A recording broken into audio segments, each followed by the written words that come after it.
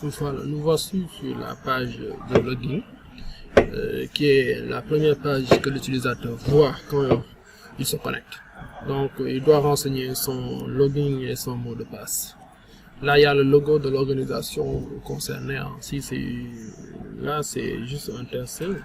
L'application a été développée pour une organisation partenaire.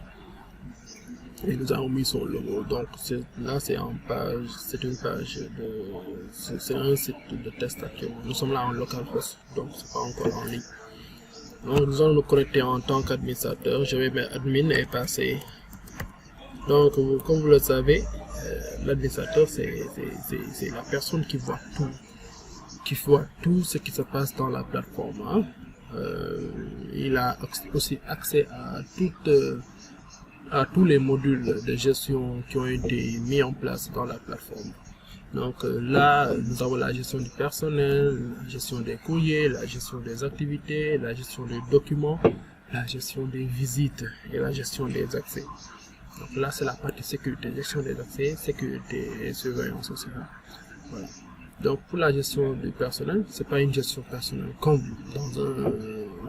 dans une organisation ou bien dans un département de ressources humaines.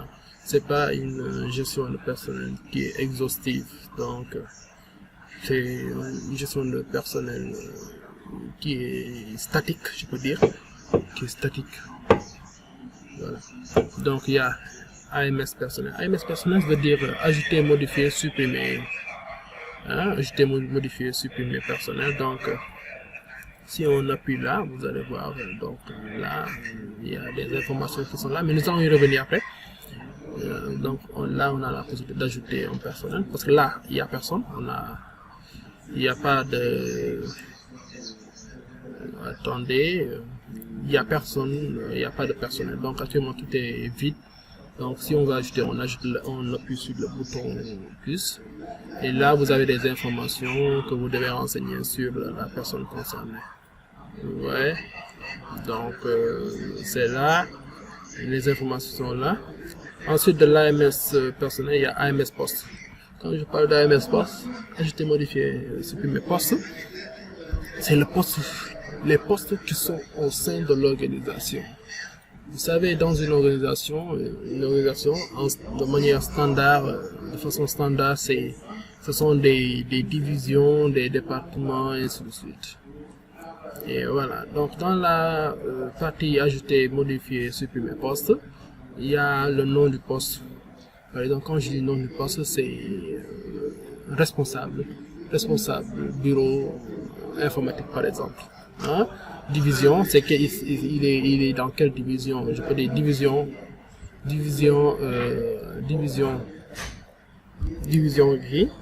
informatique, ou bien département informatique. Il y a le bureau aussi. Bureau dans une division peut avoir plusieurs bureaux. Bureau développement, bureau réseau, et ainsi de suite. Et là, le métier, j'ai pas mis obligatoire, donc ça dépend de la personne. Par exemple, pour dire que le développeur il doit faire ceci, il doit faire cela, voilà. Et ou bien l'administrateur réseau doit faire ceci, il doit faire cela. Voilà, je sais pas si je me fais comprendre. Si c'est pas clair, vous allez mettre ça sous commentaire. Et après avoir créé le poste, vous savez, là, c'est prédéfini par l'organisation. L'organisation doit créer tous ces postes. Donc à chaque fois, il faut créer ses bureaux, ses divisions, et ainsi de suite, avant d'affecter un personnel. Par exemple, si j'ai créé Toto et j'ai créé un poste qui s'appelle responsable ou bien directeur adjoint. Non, directeur, pas directeur adjoint, je vais mettre responsable informatique, responsable réseau informatique par exemple. Je vais créer un poste qui s'appelle responsable réseau informatique. Et là, quand je vais faire affectation, dans la partie affectation, c'est là où on affecte le personnel qu'on a créé au poste qu'on a aussi créé dès le début. Voilà. Donc là, si on met affectation, par exemple, si c'était Toto, je tape ici Toto, ça doit sortir. Toto Job, ça a sorti Toto Job automatiquement. Mais comme actuellement il n'y a rien, on n'est pas encore arrivé à la phase de test. Et là, vous choisissez le nom du poste que vous avez créé. Dans le nom, actuellement, il n'y a pas de poste qu'on a mis en place. On n'a pas mis en place un poste. Donc ça ne va pas apparaître. Si vous sélectionnez le poste, automatiquement, les deux champs-là vont s'ajouter. Automatiquement. Donc, vont se remplir. Et voilà, c'est pour ne pas se tromper. Et tant que vous n'avez pas rempli cela, vous ne pouvez pas ajouter ces deux autres. Donc, voilà. Si vous créez un poste, par exemple, si vous avez créé un poste ici qui s'appelle responsable informatique, réseau informatique, là, vous allez voir, ça va apparaître. Et vous cochez responsable réseau informatique. Quand vous cochez responsable réseau informatique, ça va mettre division. Automatiquement, ça va mettre division informatique et au besoin, s'il y a des bureaux, s'il y a le bureau, et oui, il va mettre le bureau réseau, responsable réseau, et ainsi de suite. C'est en grosso modo ça pour tout ce qui est ajout personnel, poste et affectation. Et là, ce sont la liste. Vous avez la possibilité de mettre la liste du personnel affecté, par exemple. Ça, c'est la liste du personnel, les personnes que vous avez ajoutées, les employés de la liste de vos employés. La liste de vos employés qui ont un poste. Là, c'est la liste des employés qui ont un poste. Et là, c'est la liste des postes que vous avez créés. Voilà. C'est pour les aperçus. Pour la partie gestion du courrier, il y a le courrier départ, le courrier arrivé, l'imputation du courrier, je vais y revenir. Et là, ce sont les listes, les vues. Donc, pour les courriers de départ, ça veut dire aujourd'hui, dans une organisation, on a le flux entrant et sortant de courrier. Donc, si un courrier doit sortir de la pièce de l'emploi, on va enregistrer en tant que courrier de départ. Et quand vous mettez courrier de départ, là, vous avez la possibilité d'ajouter les informations, le numéro de courrier que le responsable du courrier va renseigner, la date de signature du directeur, parce qu'un courrier doit être daté.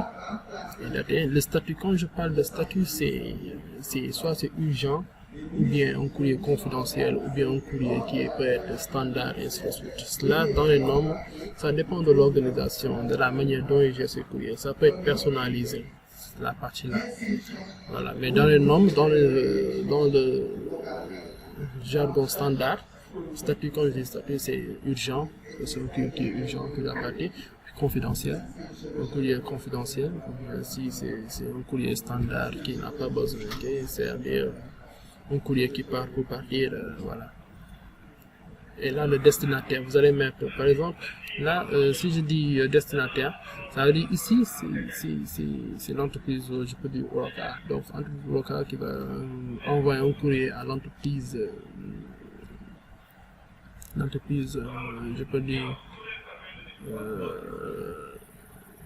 IT Dakar par exemple.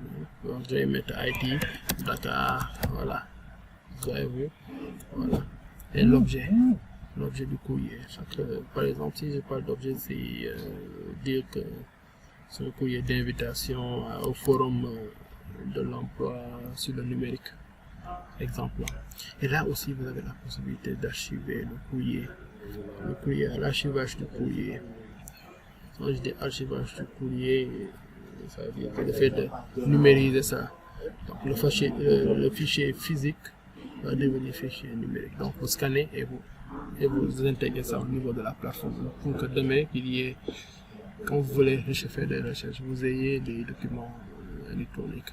Et demain aussi, quand vous serez loin, dans un autre pays, et ceci, pas besoin d'avoir les courriers physiques. Donc là, vous entrez dans la plateforme et vous avez les courriers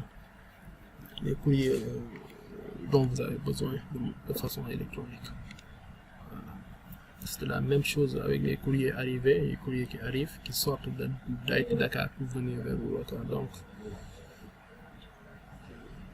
voilà, donc ça va charger. Je ne sais pas pourquoi c'est un peu lent, mais ça doit être rapide. Hein.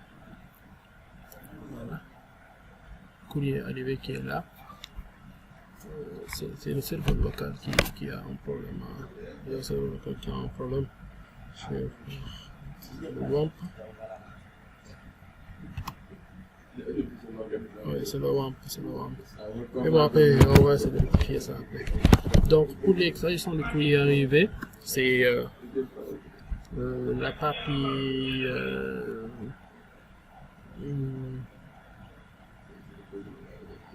voilà, le numéro du courrier qui est arrivé. Donc, chaque courrier aussi qui arrive à son numéro, il faut l'enregistrer et mettre la date du courrier, le statut, si c'est un courrier qui est confidentiel, et ainsi de suite. Par exemple, si c'est un courrier confidentiel, et ainsi de suite, donc confidentiel, urgent et statut, il va falloir renseigner ça ici et mettre l'objet du courrier, l'expéditeur qui a envoyé le courrier. Donc, ça vient de Haïti Dakar. Donc, il faut dire que c'est Haïti Dakar. Haïti Dakar, par exemple.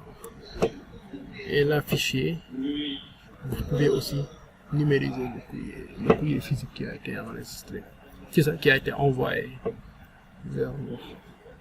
Il nous a été envoyé, je autant pour moi. Voilà.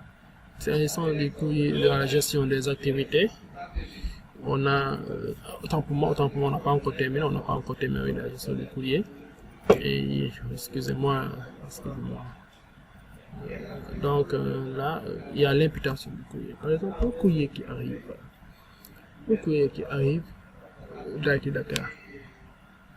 Par exemple, l'objet c'est une invitation au forum du numérique à Dakar.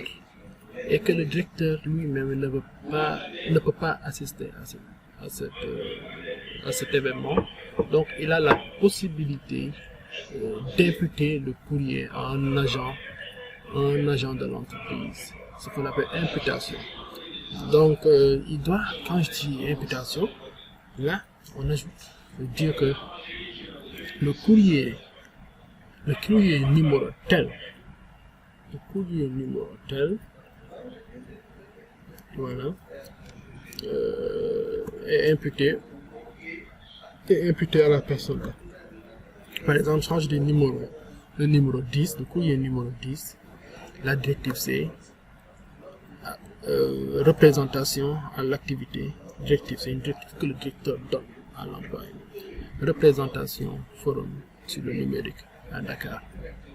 Vous voyez, et il nomme, il dit c'est le nom, et là il renseigne le nom et le prénom de la personne, de l'agent qui doit assister, ou bien la personne qui doit aller représenter l'entreprise.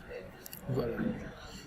Et aussi toujours dans le module gestion de courrier, il y aura la liste. Vous pouvez lister les courriers qui sont arrivés, la liste des courriers qui sont partis et la liste des courriers imputés. Vous allez sortir les personnes qui ont eu entre temps à recevoir des courriers imputés. Voilà. Là, la gestion des activités. Une activité, vous savez ce que ça veut dire une activité. Dans une organisation, il y a beaucoup d'activités. Quand je dis activité, ça peut être une mission, ça peut être une réunion de coordination, une réunion extraordinaire. Ça peut être aussi un don de sang, ça ce sont les événementiels. Don de sang, ça peut être excursion, et ainsi de suite. Ça sont les activités, voilà, que l'organisation organise. Très bien. Vous mettez le type d'activité, par exemple si c'est mission, vous mettez mission, vous voyez, si c'est réunion de coordination, vous mettez réunion de coordination et ainsi de suite. Donc ça sont juste des tests, des exemples de type d'activité. Là il y a le lieu, par exemple si le lieu c'est Dakar ou bien à Saint-Louis, vous voyez, donc ou bien vous mettez Thiès, vous voyez, donc ce sont les lieux, ou bien vous mettez New York, voilà, ça peut être n'importe où, une mission, ça peut être une mission à New York et ainsi de suite. Et là le nom de l'activité, vous dites, quand je dis nom d'activité, c'est mission ONU, mission annuelle, ou bien pas mission annuelle, c'est conférence annuelle de l'ONU par exemple. Conférence conférence annuelle. Une conférence annuelle pour nous. Par exemple. Là, je vais mettre qui a eu lieu à New York. Il y a la date de début. La conférence commence quand et finit quand. Il y a le responsable. Par exemple, quand je dis responsable, c'est la personne qui a concerné. Si c'est le directeur, vous mettez le directeur. Voilà. Donc, si c'est le directeur, vous mettez le directeur. Si c'est un agent ici qui s'appelle Toto, vous mettez Toto. Si c'est un agent qui s'appelle ainsi de suite. Donc, je ne sais pas si je me fais comprendre. Et là, vous avez la possibilité de lister les personnes qui doivent accompagner le responsable. Donc, c'est l'équipe.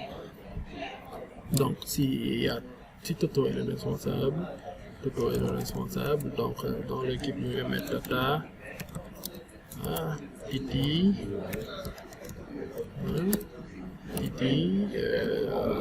Sadio, Momo. Voilà, ce sont les personnes là qui doivent accompagner Toto à la mission. Aussi, c'est un module qui est modulable, donc on peut changer en fonction des besoins de l'entreprise, bien sûr. Et aussi, vous avez la possibilité de lister toutes les activités de la direction, d'année, de mois en mois, de jour en jour,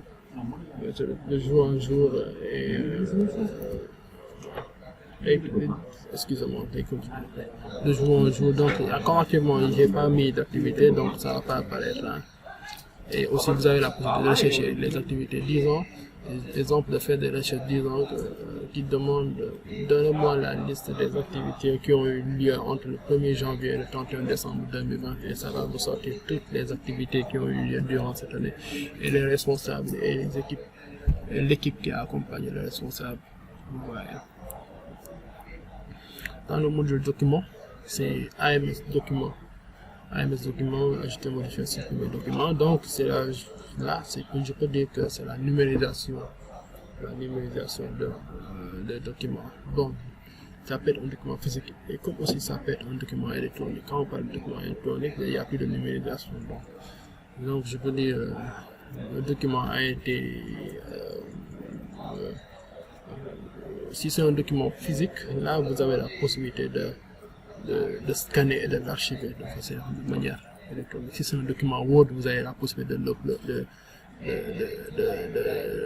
voilà, par exemple, mettre le document, là, vous avez vu, cours anglais, si ce sont des images, et ainsi de suite, qu'on programme, j'espère, si c'est un document Word, vous voyez, ça part.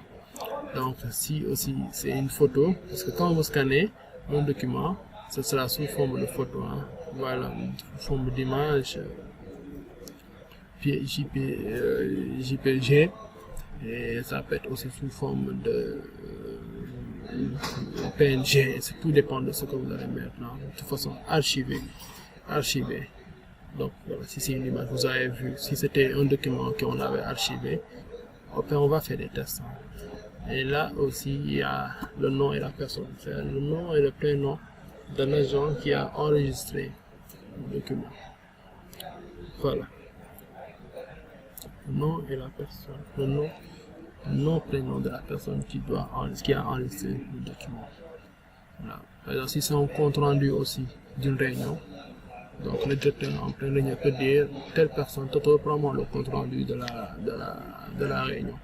Et là, Toto, à la fin de la réunion, il va mettre compte rendu, réunion de coordination sur les activités de l'entreprise, voilà. Et là, il choisit le fichier Word, là où il a rédigé le compte rendu, et il met Toto, voilà. Donc, il a déjà mis le document, il a déjà ajouté le document. Et là aussi, il a la possibilité de faire la liste des documents qu'ils ont eu à créer. Donc il y a la liste qui est là. Bon, actuellement il n'y a aucun document qu'on a mis en place. Et voilà. Attendez, c'est un peu long, je ne sais pas pourquoi c'est un peu long. C'est le serveur local qui a un problème. Voilà, la vue elle est là. Mais comme actuellement il n'y a aucun document qui a été mis en place, qui a été créé, donc vous ne verrez rien. Il y a la gestion des visites. Quand je parle de la gestion des visites, c'est dans une organisation. À chaque fois, on a des gens qui viennent, qui sortent, quand ils sortent, ce sont des étrangers, je veux dire. Donc, il va falloir aussi les identifier. Hein? Il va falloir identifier les personnes qui entrent. Ça, que ce soit pour un rendez-vous avec le directeur, pour chercher un employé, pour voir un employé, et ainsi de suite. Donc, tout ça, c'est pour avoir une traçabilité des entrées et des sorties au niveau de l'organisation. Donc là, pour acheter une visite, si une personne gérant une visite à Toto, on va prendre le nom, le prénom, son nom. L'objet de la visite, ça veut dire visite Toto. Et là, on pense à carte d'identité, les informations. Carte d'identité, on prend son numéro de téléphone en cas de problème ou bien en cas d'oubli, s'il a oublié quelque chose ici à la direction qu'on puisse le joindre, ou bien si la personne a fait quelque chose, volé, et ainsi de suite, et que les caméras puissent le voir, on pourrait l'appeler, et ainsi de suite. Là, ce sont des informations qu'on doit avoir, parce qu'on ne sait pas demain quoi cela fait demain. Là, on met le visiter. Si c'est le directeur, donc vous mettez directeur. Si c'est Toto, vous mettez Toto. Si c'est Toto, vous mettez Tata, et ainsi de suite. Voilà. Et là, vous avez listé. Vous avez la possibilité de lister toutes les visites qui ont eu, toutes les personnes qui ont eu à visiter l'organisation entre telle date et telle date aussi. Voilà. Voilà. Mais quand actuellement on n'a rien enregistré, donc vous verrez rien. Voilà.